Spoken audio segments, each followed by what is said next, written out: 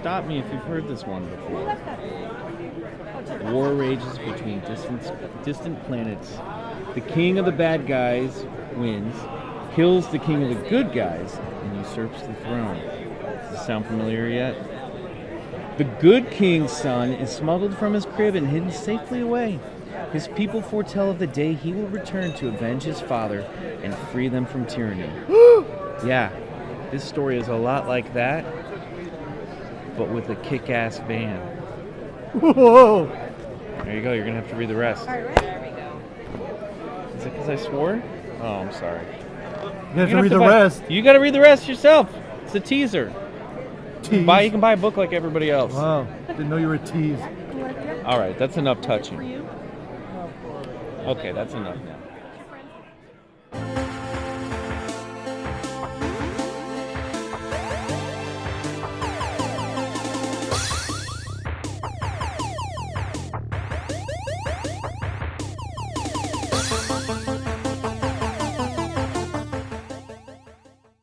Hi, Flick here from the Nerd Soapbox, and today we're at Comic-Con Revolution, Ontario, and guess what? I've got a special guest, Michael McMillian. Hi, Flick. Nice to meet you. All right, How are you? nice to meet you. Ontario, California. We have to make sure. I made the mistake earlier. Ontario, eh?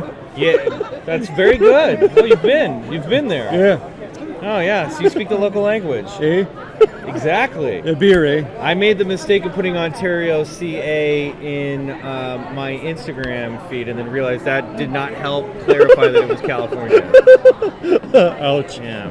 All right, so Michael is best known to the Soapbox gang for his roles as Steve Newland on HBO series True Blood, Owen in Hot in Cleveland, and, he's also a comic book creator. He's got a new project we're going to talk about momentarily. Yeah. How's your con so far? So far, so good. I've got a lot of, it's nice. I discovered not so long ago that Crazy Ex-Girlfriend has a lot of crossover between the show fandom and then in the comic book world. So that's really nice when I, the True Blood people are always lurking around. But literally. Yeah, you got to watch. Steve's over there. Yeah. But you've got to, so it was a nice surprise to learn that there were so many Crazy Ex-Girlfriend fans that were also into this stuff. So, Well, the good show's a good show. Exactly. No vampires, though. No, they suck. Yeah, it's true. It's true. What was your fandom as a kid growing up? I was a big Marvel Comics nerd. I was like what they call a Marvel zombie. You remember that? I don't even know if that's a term anymore. But I loved. I started reading in like the third grade. I started a little earlier reading. A little bit of a late bloomer. Yeah. I started reading Spider-Man in third grade when David Michelini and Todd McFarlane were doing the book, and I got hooked, and then quickly spread out from there. And I've always been into comics and Star Wars and action figures. I grew up in the '80s, so I got all the good. The good toys. The good toys, yeah, It's exactly. fantastic. Wow. Stuff that they don't really, still around today, but like, could really only kind of get away with the G.I. Joe line in the 80s, Oh, yeah. True Blood. Yes. Reverend Steve Newland. Yes. Oh, boy. Dearly departed.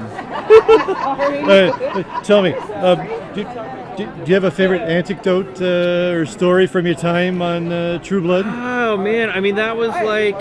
It was one of those situations where you never knew what was going to happen in every script. Right. It was such a wild show. So I just remember one time, like, we're all standing around this table as vampires, and there was like a naked male extra who we were all feeding off of that day. And I just remember looking down and being like this is the weirdest job I've ever had, but it was just like another day at the office when you're a perverted vampire. Wow. Yeah. So that's one, but it was a fun show to work on. There was always something weird happening. So you're Tim in Crazy Ex-Girlfriend. Yes, we just wrapped the final season, and we just performed at Radio City Music Hall this past week in New York, which was awesome. Yeah. So That's so cool. I know, and I didn't get killed off that show, so that was fun. That's very good. Yeah. You can come back in the movie. Yeah, exactly. Yeah, Wow. it's true. Do you have a favorite song or? Well, I sing a song called "Buzzing from the Bathroom," which is one of my favorite songs for obvious reasons. And then I love "Math of Love Triangles." That's one of my favorites. The Marilyn Monroe parody. There are a lot of catchy songs, but those are definitely. I think "Math of Love Triangles" is one of my all-time favorites for sure. Just because Rachel Bloom does such a great Marilyn Monroe impression, and it's very, very fun to sing. All right. Your new project. Yes. Adventure Van. Yes. It's a comic book called Adventure Van, which is being published by Golden Apple Books. They're a comic book store. They started as a comic book store. Now they're a comic book publisher. Oh, all right. And they're still a store, but they're also a publisher. Fantastic. I write it. A terrific artist by the name of Ryan Cody draws the book, illustrates the book. And no, he's not Canadian. Oh. He's just Ryan Cody. Not Ryan Canada. But it's a sci-fi fantasy comedy about a sensitive artist from Kansas, which is where I grew up, who learns that his uncle's sci-fi fantasy novel is actually the true story of his family, and he is the lost warrior prince of a distant fantasy realm. Of course, he's not been brought up to be a warrior, but he's got to go back to his home world, rescue his best friend, and maybe become, like the warrior king he's destined to be. Right. But he's a bit of a slacker, and he doesn't know how to carry a sword, let alone fight with one. So it's kind of like if He-Man was only Prince Adam. He's prophesized to be this big hero, and he's not been raised to be that. So he's got big boots to fill. All right. It's a comedy. It's sort of an homage. Sounds like fun. It is. It's really fun. It's funny. It's sort of an homage to that 80s stuff we were talking about before, like Back to the Future, Masters of the Universe, a little bit of Scooby-Doo in there maybe. It's like a Saturday. I wanted to do like a nod to all my favorite Saturday morning cartoons, but then give it a little bit more of a real, even though it's a fantasy, give it a little bit more of a real world tone to it. Hence the van. Yeah, the van. Really dresses things down a little bit and grounds. Just a little bit. Yeah, grounds it. Yeah, grounds it.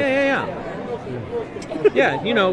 The van's based on all those like awesome like airbrushed vans. Are you kidding me? In the 80s. My parents had a van when I was growing up. Did your parents live in a van? No, they had a van. Oh, they had a van. Had a van when I was growing up. Okay. Guess when they got rid of it? When? Day before my 16th birthday. Why before would my they driver's do that? license. Seriously. They knew you were going to party too hard at it. Probably. Yeah. Yep. Good old, You would have been pull a Jeff Spicoli or something. Yeah, you would have been arrested before you were 17. Yeah, they knew what they were doing. Parents sound kind of cool, though. Or they get stoned a lot. Wow. Jeez, are you on social media? I am at McMills on Instagram and Adventure Van Comic. Check that out. I also do a podcast called Bigfoot Collectors Club, where we talk about cryptids and UFOs and ghosts and all that stuff. So we're also on social media, and you can find the podcast. That's kind of the thing I'm working on right now is Bigfoot Collectors Club. You'll have to check that out. I will. It's a great podcast. A lot of celebrity guests telling ghost stories and weird stuff. Do you have a ghost story of your own? I do. I went to Arts Academy when I was in high school called Interlochen Arts Academy, and one of the theaters was haunted. And I saw the ghost of the little girl who, I know it gets real scary, I saw the ghost of the little girl that haunted the theater. Whoa. And there's nothing scarier than a little kid ghost. Oh, yeah. That's the creepiest. Yeah, very. But I tell that story on the podcast. You can hear the very first, second episode, I think. All right. So, yeah. You have to check that out. You should. Wow. It's Jeez. free. Thanks for talking to us. Yeah, thanks for talking to me, Flick. Appreciate it. All right. Well, let's see who else we can talk to at Comic-Con Revolution, Ontario. Not Canada. Not Canada. Eh? Don't say it. Eh? I was going to tell you not to do that, but you beat me to it. Want a beer, eh? Take off, you hosers. All right. That's good. Yeah.